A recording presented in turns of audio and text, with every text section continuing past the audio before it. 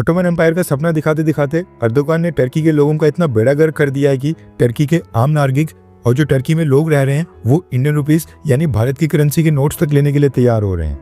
कहने का मतलब है कि अगर आप महात्मा गांधी वाला नोट देंगे उनको वो भी ले लेंगे, लेकिन जो टर्की की खुद की नेशनल करेंसी टर्किश लीरा है उसको टर्की के लोग लेने से इनकार कर रहे हैं।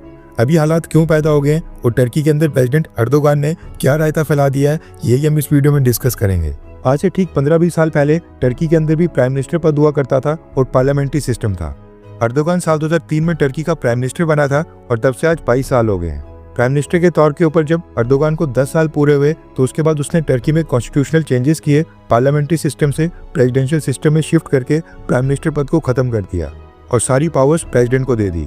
इसके अलावा नए सिस्टम में प्रेसिडेंट की पावर्स को और बढ़ा दिया गया। सारा सिस्टम अपने अंडर है, इसके लिए टर्की के प्रेसिडेंट पद को पार्लियामेंट से भी ज्यादा पावरफुल बना दिया गया और सारी पावर्स प्रेसिडेंट को दे दी गई। प्रेसिडेंट बनकर जब अर्दोगान इतना पावरफुल हो गया तो सब उम्मीद कर रहे थे कि अर्दोगान रिफॉर्म्स करके टर्की की अर्थव्यवस्था को मजबूत करेगा और अर्दोगान ने कहा कि वो सारे चेंजेस इसलिए कर रहा है ताकि जो ऑटोमन एम्पायर वाला काल था और टर्की का गोल्डन पीरियड था उसको वो वापस लाएं और टर्की का पूरी दुनिया में एक बार फिर से ऑटोमन एम्पायर की तरह नाम होगा। और टर्की के लोग अर्दोगान के इसी वादे के पीछे पिछले 22 साल से उनको लगातार सपोर्ट कर रहे हैं, लेकिन अर्दोगान ने टर्की की अर्थव्यवस्था का पूरी तरह से बेड़ा गर्क कर दिया है। दरअसल टर्की से न्यूज निकल कर आ रही है कि टर्किश लीरा इतिहास में सबसे निचले स्तर के ऊपर आ गया है। एक यूएस डॉलर की कीमत 36.4 टर्किश लीरा तक गिर गई है। आज से ठीक 16 साल पहले टर्किश लीरा और यूएस डॉलर ये दोनों ही आपस में एक ही रेंज में हुआ करते थे। अगर हम 16-17 साल पहले 21 मार्च 2008 की बात करें तो उस समय एक यूएस डॉलर 1.25 टर्किश लीरा के बराबर हुआ करता था, यानी 100 यूएस डॉलर 125 टर्किश लीरा के बराबर थे। लेकिन आज की डेट में 100 यूएस डॉलर्स की वैल्यू 125 टर्किश लीरा की जगह 3600 टर्किश लीरा तक हो गई है। 2008 से लेकर 2024 के बीच टर्किश लीरा 93% तक डाउन आ गई है। भारत की करेंसी के टर्म्स में शायद आपको ज्यादा अच्छे से समझ आएगी, इसलिए हमने इंडियन रुपीस के अकॉर्डिंग भी कैलकुलेशंस की हैं। साल 2010 में एक टर्किश लीरा की वैल्यू भारत के 30 रुपए 50 पैसे के बराबर थी, यानी 14 साल पहले 2010 में टर्की की करेंसी भारत से 30 गुना ज्यादा मजबूत थी। लेकिन आज की डेट में यानी कि साल 2024 में एक टर्किश लीरा की वैल्यू 30 रुपए 50 पैसे से नीचे गिरकर 2 रुपए 40 पैसे तक आ गई है। यानी अब टर्की की करेंसी भारत से केवल 2-2.5 गुना मजबूत रह गई है, 30 गुना से सीधा नीचे गिरकर 2-2.5 गुना।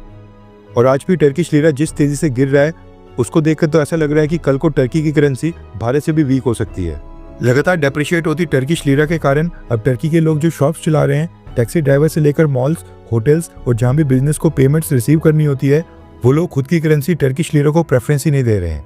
जो भी टूरिस्ट आ रहे हैं उनसे यूएस डॉलर या यूरो में पेमेंट क्लियर करने के लिए कहा जा रहा है।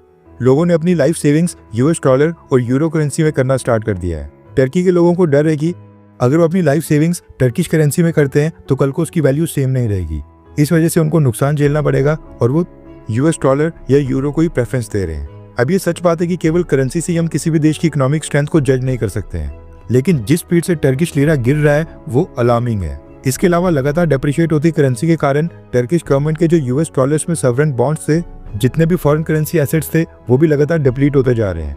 ऊपर से जो टर्की में इन्फ्लेशन रेट आज के समय है वो 40% के आसपास है, यानी 40%। उदाहरण के लिए भारत का इन्फ्लेशन रेट 3-4-5% के आसपास रहता है। बस यही कारण है कि टर्किश प्रेसिडेंट अर्दोगान लगातार और भी कट्टर मुस्लिम बनते जा रहे हैं, क्योंकि एक प्रोग्रेसिव लीडर जिसके रूल में टर्की की इकोनॉमी की ग्रोथ होती और टर्की वो वापस से अपना ऑटोमन एम्पायर वाला गोल्डन पीरियड वापस लाता, वो काम तो अर्दोगान कर नहीं पाए। मुस्लिम देशों का खलीफा तो वो खैर बन नहीं पाए, इसलिए वो अपने देशों को और भी कट्टरता की ओर लेते जा रहे हैं।